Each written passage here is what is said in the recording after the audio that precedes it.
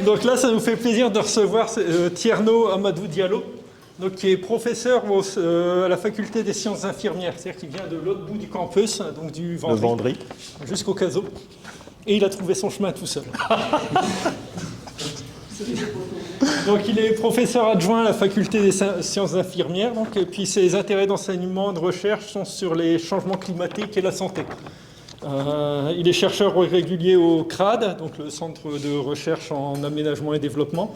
Et donc il fait partie aussi du comité éditorial du journal Global Health Promotion et de la rubrique Santé environnementale de la revue médicale suisse. Donc il co-préside aussi le groupe de travail mondial sur l'évaluation d'impact sur la santé de l'Union internationale de promotion de la santé et d'éducation pour la santé.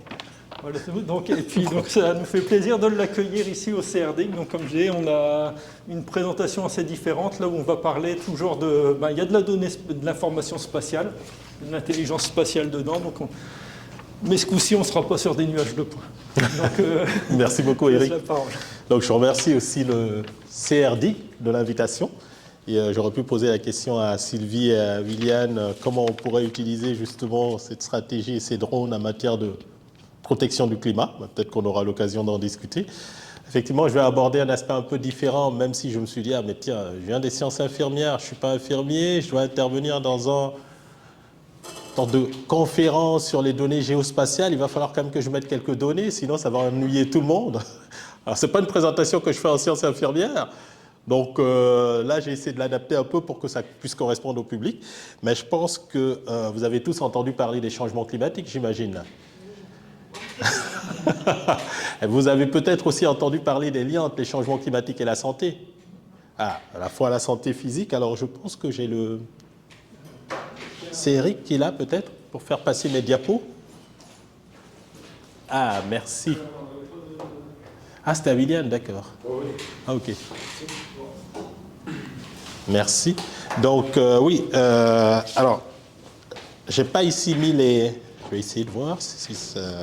Ah, il n'a pas branché encore, voilà.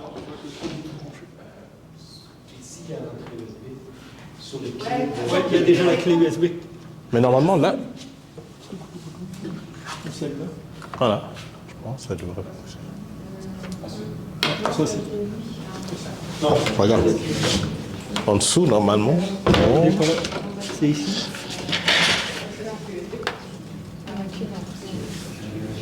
Oh, sinon c'est... Là, normalement, il devrait y avoir. Ouais.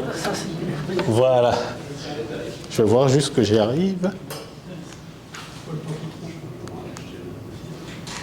Bon, c'est pas grave. Je vais avancer avec mes... C'est grave, je vais avancer. Voilà. Donc, en fait... Voilà. Hein? Voilà. Là, ça a l'air de fonctionner. Parfait. Donc, les impacts sont assez divers et complexes, je dirais. C'est à la fois de la santé physique, liée à des événements météorologiques extrêmes que vous connaissez, hein, inondations, sécheresse, feux de forêt, etc., vagues de chaleur, mais aussi lié à la pollution atmosphérique. Alors, ce qui lie les changements climatiques à la pollution atmosphérique, c'est les sources d'émissions, transport, industrie, agriculture, etc. Il y a aussi toute la question, je dirais, des maladies à transmission vectorielle. Ici, au Canada, on connaît surtout la maladie de Lyme et le virus du Nil occidental. Il y a la question de la sécurité alimentaire. Il y a la question des ressources, disons, des maladies hydriques, plus liées justement aux événements météorologiques extrêmes. Mais il y a un enjeu qui est très important qu'on a tendance à oublier quand on en parle, c'est la question de la santé mentale.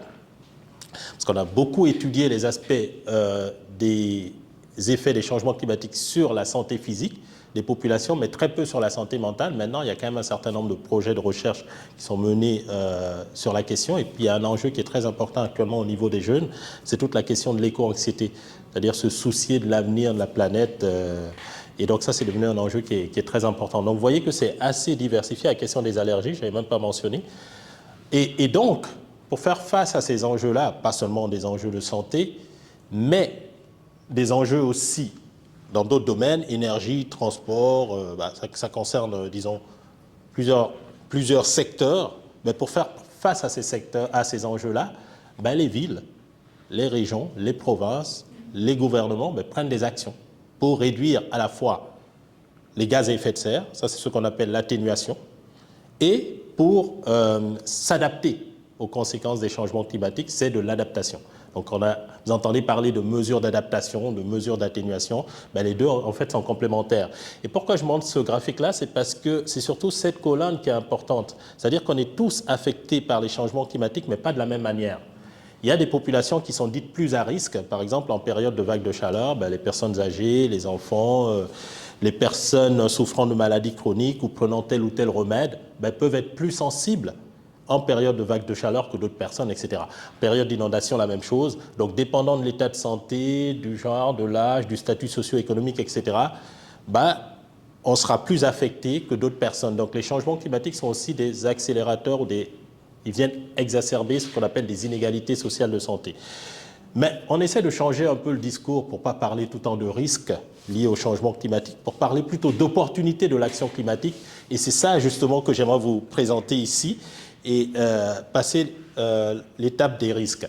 Alors, ce que je présente ici, c'est quelque chose qui peut être réalisé dans n'importe quelle ville, que ce soit Québec, Montréal, Vancouver, Toronto, New York, etc. C'est un travail qui s'inscrit dans le cadre d'un projet de recherche européen qui a été financé par un fonds de recherche européen où ont participé un certain nombre de villes, y compris des villes suisses, des villes, je crois, du Pays-Bas, du Royaume-Uni, y compris des villes chinoises aussi. Donc l'idée, c'était de voir comment on pourrait apprécier, évaluer, en termes, quelle approche méthodologique on pourrait développer pour évaluer les bénéfices, mais aussi les risques de l'action climatique sur la santé. C'est-à-dire, imaginons la ville de Québec qui prend des mesures à la fois ou d'adaptation ou d'atténuation, donc pour lutter contre les changements climatiques, quels pourraient être les bénéfices et les risques de la population à Québec de ces mesures-là, sachant qu'elles ont été prises dans un contexte de changement climatique et pas forcément en lien avec la santé. Et donc là, on va prendre l'exemple d'une ville suisse, Genève. Je pense que vous connaissez tous, peut-être qu'il y en a qui sont allés. Hein. Vous aviez raison, Sylvie, c'est quand même assez cher. Donc, alors la Suisse, ça fonctionne un peu comme le Canada, hein, c'est-à-dire qu'en Suisse, on a des cantons, ici on a des provinces. On a un État fédéral qui est à Berne, non, la capitale est à Berne, ici la capitale est à Ottawa. Donc ça fonctionne de la même manière et on a effectivement ici, ce n'est pas le canton sur lequel on a appliqué cette approche méthodologique, mais c'est la ville. Donc c'est comme si je prenais la province de Québec, la province du Québec et la ville de Québec. Et le travail porte sur la ville et pas la province. Donc là, je donne la population de la ville qui est finalement à l'intérieur du canton, qui est la plus grande commune ou municipalité. Ici, on dit municipalité, là-bas, on dit commune. Vous voyez la superficie. Bon, je ne vais pas trop rentrer dans le détail, mais en fait, ce qui est intéressant avec Genève, c'est que les 3/4 du territoire genevois sont entourés par la France. Et juste une toute petite frontière avec le reste de la Suisse qu'on appelle le canton de Vaud. Et ça, c'est un lac. Alors, on parlait tout à l'heure de photogrammétrie. Ce qui est drôle, c'est qu'avant de travailler en santé publique, je travaillais sur la limnologie. Et effectivement, on essaie de cartographier les profondeurs des lacs, parce qu'en Suisse aussi, il y a beaucoup de lacs. Pour faire un peu le lien avec la présentation que vous avez faite. Alors, cette ville, qui est la ville de Genève, elle prend des mesures pour réduire ses émissions de gaz à effet de serre, comme un certain nombre de villes. Et elle a une vision, une ambition, on va dire, c'est un territoire à zéro émission de CO2. Alors, émission de CO2, c'est parce que le GIEC, donc le groupe d'experts intergouvernemental sur l'évolution du climat, a fait en sorte qu'on rapporte les différentes appréciations d'émissions de gaz à effet de serre sous l'appellation émissions de CO2, mais ça veut dire que ce n'est pas que de l'émission de CO2, il peut y avoir du méthane et d'autres gaz à effet de serre qui sont répertoriés là-dedans, mais c'est pour un peu uniformiser. Et donc 100% renouvelable en 2050. Alors, ne me posez pas la question parce que ça fait 10 ans que j'ai quitté la Suisse, donc je ne sais pas trop où ils en sont par rapport à ça, je ne pourrais pas répondre si vous me dites où ils en sont. Mais vous allez comprendre que c'est quand même très ambitieux, mais on dit souvent, il vaut mieux fixer la barre très haut, et puis voilà. Donc, vous avez une liste d'objectifs ici, découlant de cette vision, je ne vais pas tous les passer en revue, mais vous voyez, hein, réduire les impacts climatiques des transports de l'administration, on peut imaginer réduire les impacts climatiques des professeurs de l'Université Laval, ou des déplacements à l'Université Laval, à titre d'exemple. Donc, la ville a un certain nombre d'objectifs. Quelle a été notre démarche par rapport à ces objectifs de la ville? Qu'est-ce qu'on a fait en fait? Parce que moi, à l'époque, j'étais à l'Université de Genève, j'appartenais à un groupe de recherche sur l'environnement et la santé, peut-être pour mieux préciser les choses. On a travaillé avec la ville, on a inventorié les actions qui sont entreprises par la ville par rapport au changement climatique, donc à travers les objectifs que vous avez vus. On a réalisé des entretiens avec les services concernés de la ville par rapport à ces actions-là, d'une part pour vérifier les informations et d'autre part pour dresser un état de la situation, parce qu'on voulait travailler sur des actions qui ne sont pas encore mises en œuvre et pour lesquelles on peut formuler des recommandations pour les bonifier en termes de santé. Donc c'était important d'avoir une information sur l'état des différents projets. Et on a collaboré donc avec 2 départements de la ville. Alors les noms ont changé depuis, parce qu'à chaque fois qu'il y a des élections, les noms changent. Mais à l'époque, ça s'appelait construction et aménagement et environnement et sécurité. C'était les 2 principaux départements avec lesquels on a travaillé. Quand je dis on, c'est l'Université de Genève. Alors, quels sont les domaines d'action? Parce que c'est comme ici, la province a ses domaines d'action en matière de changement climatique, la ville de Québec a ses domaines d'action. Donc, c'est séparé. Donc là, c'est les domaines d'intervention de la ville, pas du canton, donc pas de la province. La ville peut intervenir au niveau du chauffage de ses bâtiments. On peut imaginer l'université peut intervenir au niveau du chauffage de ses bâtiments. L'aménagement du territoire et l'urbanisme, dans le sens qu'on va essayer d'intégrer dans les schémas d'aménagement ce qu'on appelle des concepts énergétiques territoriaux. En fait, on mène une réflexion énergétique qui dépasse l'échelle du bâtiment, mais qui va à l'échelle d'un quartier. Et cette réflexion, c'est une réflexion énergétique en termes d'énergie renouvelable, c'est-à-dire qui contribue à lutter contre les émissions de gaz à effet de serre. Et la ville a aussi des interventions en matière de mobilité à 2 niveaux. La mobilité professionnelle, c'est-à-dire des travailleurs de la ville, et du matériel roulant de la ville, parce que la ville a un certain nombre de matériels roulants, et la mobilité durable pour tout ce qui concerne la population de la ville. Donc c'est comme si ici, exactement, on imagine Québec, à la fois ceux qui travaillent à l'administration de la ville de Québec et la population qui vit à Québec. Donc ça nous a permis d'identifier les domaines d'intervention et on a retenu 3 projets. Un premier projet, plus d'aménagement, mais ce qui nous intéressait, c'était le concept énergétique territorial. Un deuxième projet, plus axé sur la mobilité durable, mais pour la ville, pour la population, je veux dire, pas pour les travailleurs. Et un troisième projet, plus en lien avec la mobilité des travailleurs de la ville. Je vais vous expliquer après un peu plus en détail ce qu'il y a là-dedans. Et donc, tous ces projets-là ont un lien avec les changements climatiques, notamment la stratégie de la ville en matière de réduction de gaz à effet de serre. Comment on les a sélectionnés, vous allez me dire? On les a sélectionnés par rapport à l'importance du projet pour la ville. Donc, on a travaillé en partenariat et c'est avec la ville qu'on a décidé. Donc, c'est comme si ici, on travaillait avec la ville de Québec et on choisissait avec la ville des projets. On a tenu compte du calendrier du projet parce qu'il nous fallait avoir suffisamment de temps pour pouvoir réaliser une évaluation, d'impact sur la santé. Ensuite, on a regardé que chaque projet retenu avait un lien avec les ambitions climatiques de la ville. Donc, vous voyez ici que le premier a un lien avec l'intégration des enjeux énergétiques et climatiques dans la planification. Le deuxième, par rapport au transport individuel motorisé, l'objectif de réduire l'utilisation de la voiture, là. Et puis le troisième, par rapport à la réduction de l'impact climatique des travailleurs de la ville. Alors, qu'est-ce qu'on a obtenu en termes d'informations sur les projets? Voilà. Là, vous avez pour le premier projet, on s'est surtout concentré sur 4 scénarios énergétiques. Donc, on avait 4 scénarios énergétiques qui tous avaient des émissions de CO2 qui étaient différents. Scénario 1, scénario 2, scénario 3, scénario 4. Le deuxième, on avait 3 stratégies de circulation qui visaient en fait une piétonisation, c'est-à-dire va transformer certains axes routiers pour empêcher l'utilisation de la voiture et favoriser les déplacements à pied. Et le troisième, c'est de voir, en fait, le troisième projet, c'était de voir comment les déplacements professionnels des employés de la ville, pas les déplacements domicile-travail, mais déplacements travail-travail. Comme si moi, je quitte le Vendry pour venir au CASO. Ça, c'est travail-travail. C'est pas je quitte chez moi et je viens au CASO pour cette conférence-là. Non. Donc, c'est travail-travail, juste pour voir comment la ville pourrait faire en sorte que, pour les déplacements professionnels, de ces employés, qu'ils favorisent la mobilité durable. Donc, c'est les 3 projets sur lesquels on a travaillé. Et je vais vous montrer qu'est-ce qu'on a fait ensuite. On a mis en place un groupe de travail pour réaliser ces évaluations et voir un peu quels seraient les avantages en termes de santé de ces stratégies climatiques. Donc, ça, c'est les représentants des différents services qui étaient dans ce groupe de travail. C'était piloté par le service de l'énergie parce que toute la politique climatique de la ville, elle est associée en fait à sa politique énergétique. Et donc, c'est pour ça que c'était piloté par le service de l'énergie. Et on a eu des collaborations avec différents services qui sont plus des services, je dirais, cantonaux. Service de l'air, bruit, rayonnement, service du management environnemental, des bureaux d'ingénieurs, notamment, ingénieurs transport, ingénieurs environnement, etc. Donc, c'est vraiment de l'interdisciplinarité. Présenter des résultats qui sont liés à la santé, mais ce n'est pas que des acteurs de la santé qui ont participé à ce travail-là. Ça a été interdisciplinaire. La recherche dans le domaine des changements climatiques et de la santé est vraiment interdisciplinaire. Alors, je vais vous montrer un exemple de données qu'on avait de départ. Ça, c'est 3 scénarios de circulation qui ont été élaborés par des ingénieurs transport. Alors, on a des données comme ça. Maintenant, il faut faire passer ces informations-là de ce statut-là, de la manière dont elles sont présentées comme ça, vers la santé.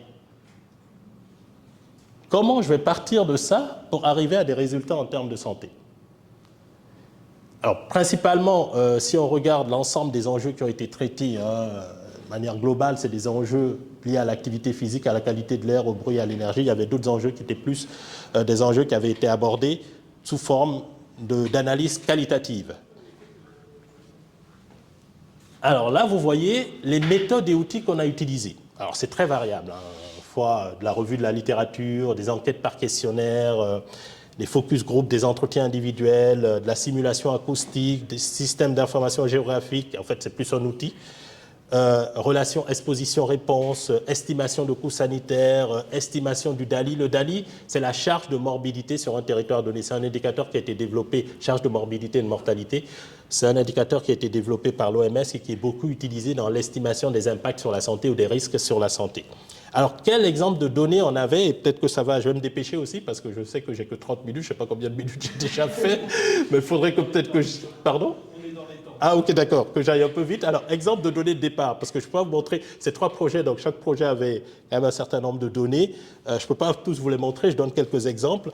Ça, c'est des données issues de la modélisation faite par les ingénieurs transport sur les trafics routiers, sur les différents axes d'un des projets que vous voyez là. Alors, on a la longueur de l'axe, on a le trafic journalier moyen pour le scénario sans projet, parce que là, projet, à l'époque où on l'a réalisé, c'était au début des années, fin des années, disons en 2009, 2010 à peu près. Donc là, on se projette vers 2020 avec le projet et 2020 sans le projet. On essaye d'estimer les charges de trafic qui seraient générées.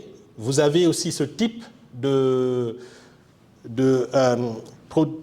réalisation fait par les ingénieurs transport. Donc vous voyez, ça c'est différents axes avec la circulation automobile qu'il y a sur ces axes-là. Donc ça, c'est un des territoires de Genève. Donc on utilise ces données-là justement pour faire l'appréciation en termes de santé, mais c'est des données qui sont générées par des ingénieurs transport sur la base de modèles qu'ils ont par rapport à la circulation. Alors ça, peut-être que ça se retrouve un peu. Ça, c'est issu des données du système d'information du territoire genevois. Genève, ils ont un système d'information géographique pour lequel on peut avoir des données sur la population, les emplois, etc. Donc c'est des données aussi qui nous ont servi. Exemple de type de résultat. Alors, prenons par exemple le cas de la qualité de l'air. Alors, à partir, c'est-à-dire que l'estimation des coûts externes, ce sont des coûts qui sont générés par une tierce partie et qui sont supportés par la collectivité. Et c'est des coûts, les coûts qui sont estimés ici, c'est des coûts qui sont en fait liés à la pollution atmosphérique imputable au trafic routier, uniquement pour les PM10, donc les particules fines. C'est pour ça qu'il faut considérer ces données avec une certaine prudence, parce que c'est une sous-estimation due à des hypothèses de départ qui sont des hypothèses simplificatrices et conservatrices qui font en sorte que les coûts sur le système de santé, alors c'est en francs suisses, mais en francs suisses, c'est à peu près, j'ai regardé tout à l'heure mon téléphone avant de faire l'intervention pour être sûr que j'étais à jour, c'est à peu près 1,7 $ canadiens. Donc il faut se dire qu'on considère que tous les autres paramètres par rapport à la pollution atmosphérique resteront les mêmes, sauf l'évolution du trafic routier à un horizon donné. Et on essaie d'estimer les 3 variantes, quelle serait la variante qui impacterait plus le coût du système de santé par rapport à une autre variante sur la base d'une évolution du trafic routier et d'un risque de développement de pathologies respiratoires liées aux particules fines PM10. C'est un peu compliqué à expliquer, mais je vous donnerai une source si vous voulez en savoir un peu plus. Ça, c'est un premier résultat. Et c'est intéressant parce que ça permet de voir laquelle des variantes a plus d'impact sur la santé. Autre exemple de résultat, ça c'est pour les scénarios énergétiques. Alors vous avez ici les 4 scénarios énergétiques, un scénario de base, un scénario utilisant l'eau du lac, donc le lac Léman, le lac à Genève, plus le solaire thermique, un scénario utilisant l'eau du lac plus le photovoltaïque, et puis un scénario R plus solaire thermique. Donc si vous regardez le scénario base, qui avait une chaudière dans le scénario, ben, c'est celui qui émet le plus de CO2, donc qui va émettre le plus de gaz à effet de serre. Par contre, si vous prenez le lac plus photovoltaïque, c'est celui qui émet le moins de CO2 et en même temps, ça, ce sont des polluants atmosphériques. Donc, lui, sur son lieu d'installation, n'émettra aucun polluant atmosphérique. Donc, en termes de santé, quel serait le scénario le plus intéressant? C'est bien celui sur le lac plus photovoltaïque. Donc, ça, c'est un autre exemple de résultat par rapport à l'analyse liée à l'énergie. Autre exemple, la question du bruit. Alors, parce que il y a des projets, la stratégie de piétonisation, ça va contribuer normalement à réduire les émissions sonores. Si effectivement on réduit le trafic routier, on contribue à baisser les nuisances sonores. Et donc on a travaillé sur 2 approches pour faire l'estimation. On a fait de la simulation acoustique. Alors à l'époque, on utilisait un modèle qui s'appelle le STL86+, mais j'ai cru comprendre qu'il l'ont fait évoluer. Alors je ne sais plus quel est le nom maintenant, mais c'est plus celui-là qui est utilisé. C'est un programme de simulation du bruit qui est utilisé par l'Office de l'environnement, qui se base sur les charges de trafic qui sont élaborées par les ingénieurs transport, plus les conditions météorologiques, le relief, la topographie, etc., pour faire des projections de décibels. Oui, comme vous le savez, c'est en décibels. Donc ça, c'est pour la simulation acoustique. À cette simulation acoustique, on a essayé, grâce à une approche qui a été développée par l'OMS, de faire le lien entre ces résultats de la simulation acoustique avec 2 effets sanitaires qui sont la gêne et les troubles du sommeil. Vous allez me dire, pourquoi vous avez choisi les gênes et les troubles du sommeil, alors que le bruit, il y a des questions aussi d'acouphènes, il y a des questions de troubles d'apprentissage, problèmes d'audition, etc. Parce que dans la documentation, il est dit que ça, c'est les 2 facteurs pour lesquels il y a plus de nuisances avec le bruit, dans la littérature scientifique, sur la question du bruit. Donc c'est pour ça que c'est la gêne et les troubles du sommeil qui ont été retenus pour ce travail-là. Alors, qu'est-ce que ça donnait en termes de simulation acoustique? Et peut-être que là, Sylvie et William vont sursauter de leur chaise. J'aurais dû peut-être ne pas mettre cette diapositive-là. Alors, j'explique que j'étais coordinateur. Je n'étais pas forcément celui qui exécutait pour éviter des questions par la suite. Voilà. Alors, ça, c'est le résultat de la simulation acoustique sur le territoire donné avec une projection effectivement dans l'espace, comme on le voit sur les bâtiments, et dans l'espace public. Alors, ça, c'est intéressant.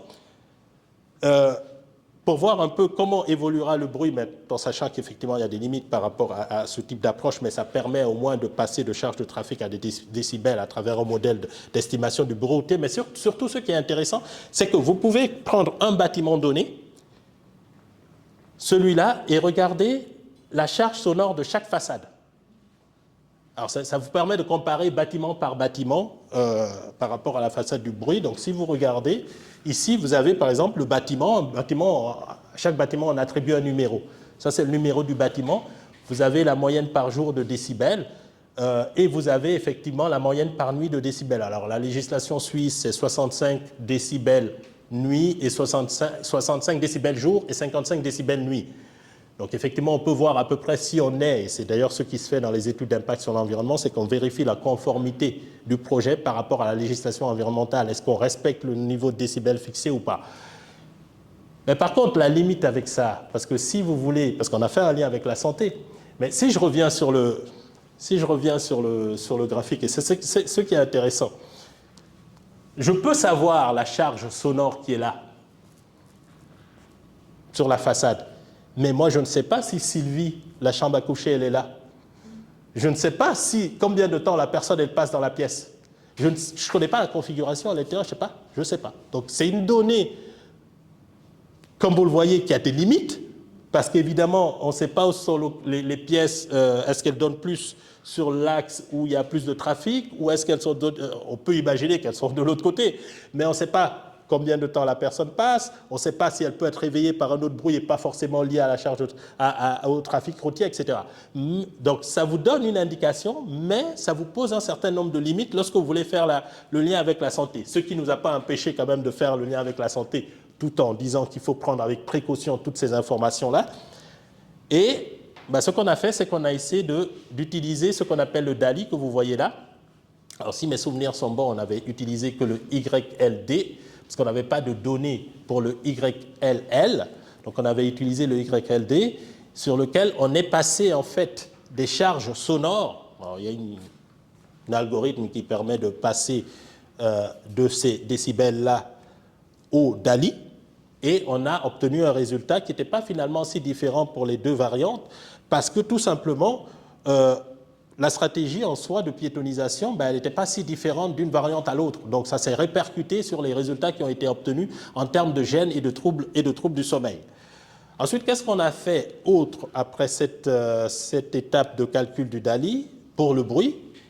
Je vous présente un autre exemple de résultat dans notre projet. Bon, là, ça devient un peu moins des données géospatiales ou spatiales. Là, c'est du classique. C'est qu'on a posé la question à un certain nombre de travailleurs de la ville par rapport à la troisième stratégie. Seriez-vous prêts pour vos déplacements professionnels? C'est comme si je vous posais la question. Seriez-vous prêts pour vos déplacements professionnels à renoncer à l'utilisation de votre voiture? Alors là, vous avez les réponses, tout en sachant qu'on s'est gardé quand même, on a pris la précaution d'interroger que les personnes qui avaient le choix.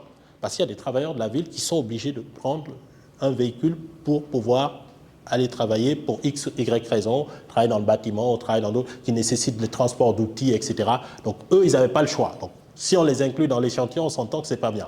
Donc ça, c'est tous ceux qui avaient le choix par rapport aux départements qui ont été interrogés. Donc au début, on pensait que l'écologie ou peut-être alors la santé serait ce qui arrivera en premier, notamment l'écologie, mais non.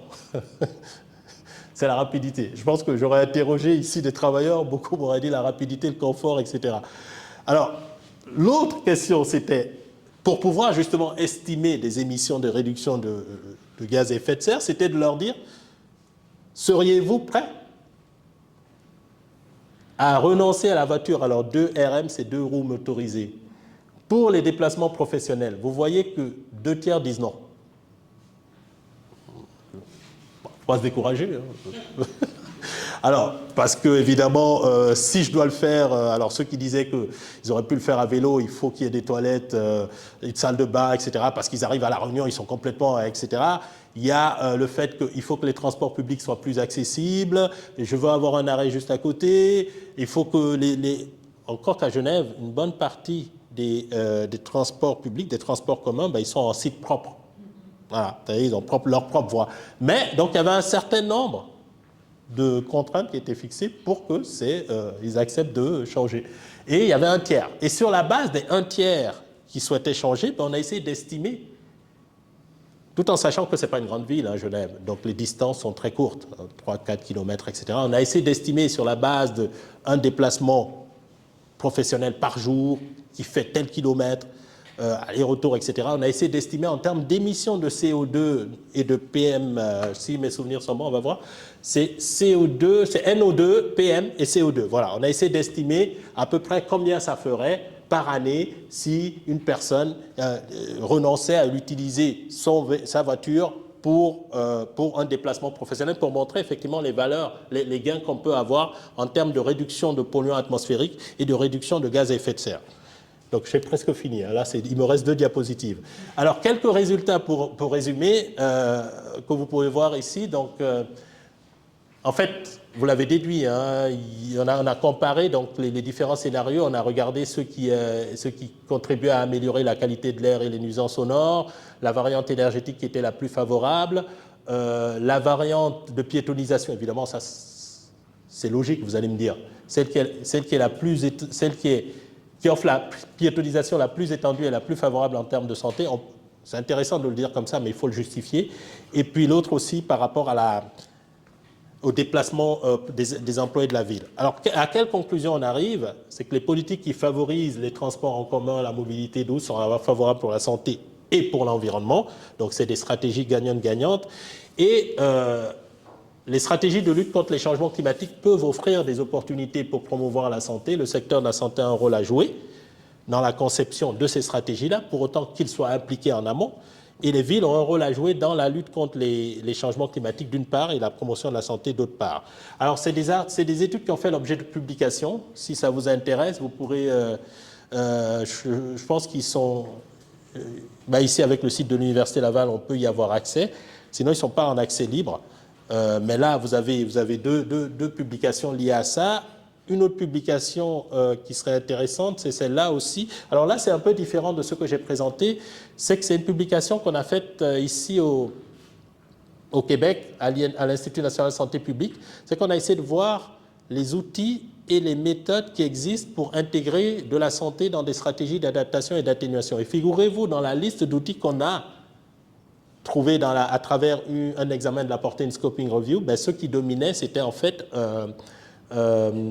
les modèles. C'était des modèles développés par des chercheurs universitaires, etc., plus des modèles d'ailleurs qui sont appliqués en termes d'atténuation. Donc, vous pourrez aller voir aussi si ça vous intéresse. Et je pense que c'est ma dernière diapositive, à part que, bon, j'ai quelques ouvrages si la thématique vous intéresse sur les changements climatiques et la santé. Et je vous remercie de votre attention. J'espère que je ne suis pas allé trop vite et que ça ne vous a pas trop ennuyé. Ce n'est pas directement de la photogrammétrie, mais bon.